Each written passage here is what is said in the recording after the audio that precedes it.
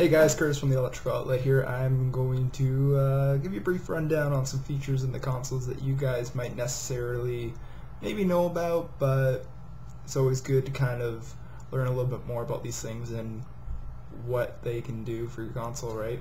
So the first thing I want to say is I'm going to try to be non-console specific, so I'm going to try to jump around on different consoles.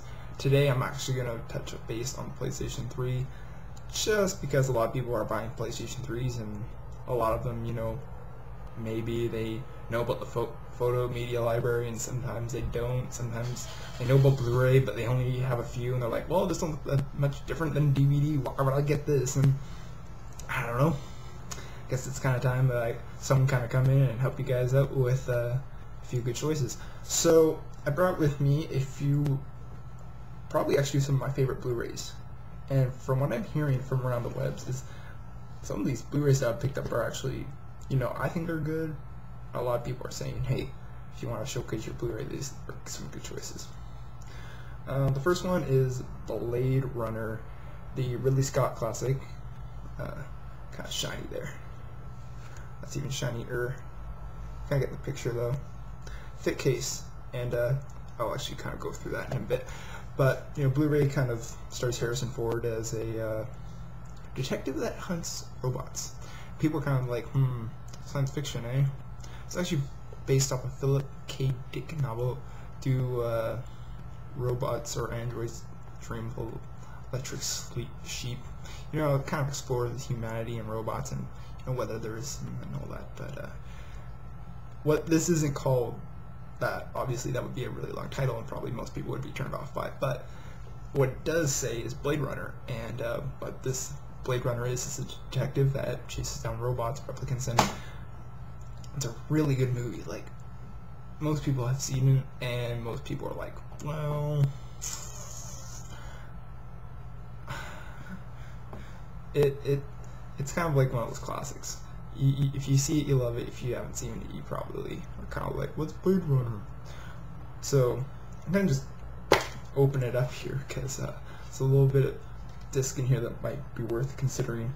The first disc, actually kind of, let's just count them out here. There's 1, 2, 3, 4, 5 discs. There's 1, 2, 3, 4, 5 cuts of the film, and then there's also like a whole bunch of archive footage of bloopers and interviews, and there's even an included kind of like a documentary on it, how it started and all that. It's kind of interesting. Like, Ridley Scott's always been one of those directors who really kind of has a hand in what he's doing, and what he's always done best is science fiction. You know, he came off of doing Alien. You know, a close family member of his died, and, you know, it struck him hard, and kind of like that deep sense of morbid, I want to say, that kind of sense of things kind of comes into Blade Runner, because when you watch it, it really is kind of that way, and it really makes for a good movie. You know, if I ask people, like, guess how much this costs, and people look at it and they say, wow, it's so thick, it must be like 120 bucks. Blade Runner surprisingly is $30-$40 depending where you pick it up from.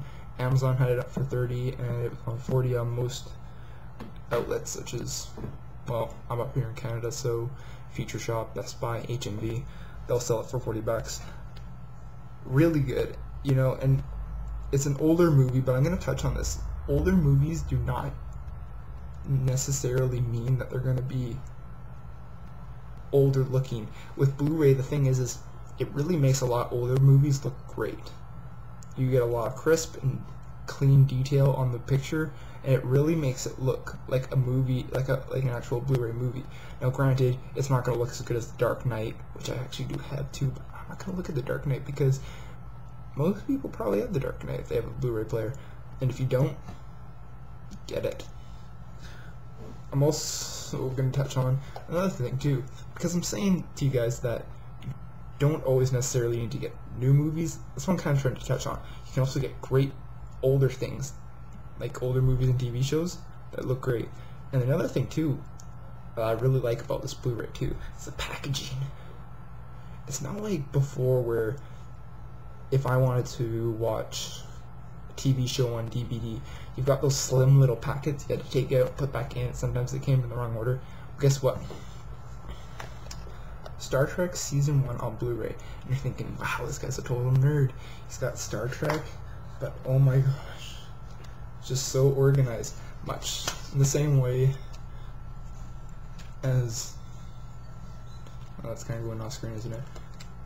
You know, you've got all these cuts, and it's just like, well, I'm kind of came out. You know, it's kind of incredible. And I was watching the first episode, Where No Man Has Gone Before, and it's a classic science fiction piece. Like, just as a TV episode, it's not a movie or anything, but it's a standalone episode. It's really well done. And a lot of what people don't realize is that it looks phenomenal. Like, this came out in the 60s. It looks really, really good. Now, mind you, it's not The Dark Knight, but still. And you know what? Just for human measure, I'm going to show you guys what else I have.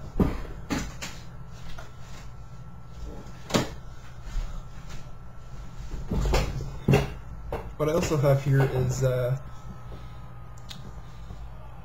Commando on Blu-ray. This movie actually isn't that great. I think like it's a little bit crisper picture than DVD. But there's not that much of a difference. Like you look at it and it's not gonna be like, wow, that looks totally different, right? Like it looks a little crisper than DVD, but still, like it's not that great of a Blu-ray. It was only $14 though, so and I wanted it anyways. And The Dark Knight. I may be touching on superhero movies. There's a few other good Blu-ray movies that I've rented, like WALL-E is one. WALL-E's good on Blu-ray. You may want to also pick up, I'm trying to think of what it's called. Sleeping Beauty, I want to say. Sleeping Beauty is just one of those movies that Disney's been making a big animated Blu-ray push, and it's really well done. So, yeah, I want to touch on that just because you guys may miss out on that, because I'm talking about superheroes and spaces and replicants, and you might be like, well, what about the cartoons and Disney stuff? Well, that stuff still looks good on Blu-ray, and I guarantee you can go to many websites and they're going to list a lot of that stuff. But Dark Knight, really well done. I don't really need to go into this much detail. You know, the Blu-ray is one of those, the Dark Knight is one of those perfect movies. People are kind of like, well, you can't really go wrong with it. And even on Blu-ray, it has IMAX, and the IMAX scenes look really good. Like, I am really envious of how they put IMAX on Blu-ray. Looks good. So the opening scene on this movie is the best scene on Blu-ray. If you want to show someone how good Blu-ray looks, show them this first opening scene. It looks incredible. So that's all I have for today. I'm gonna probably do a piece sometime soon, kind of focus on something like 360, because I know the 360 crowd is rambunctious and energetic as ever. Until then, I'll keep logging into the electrical outlet. I always kind of want you guys to be reading up on that, and I want to do an Ask the Viewer segment, but you guys need to put your questions in the comments. So just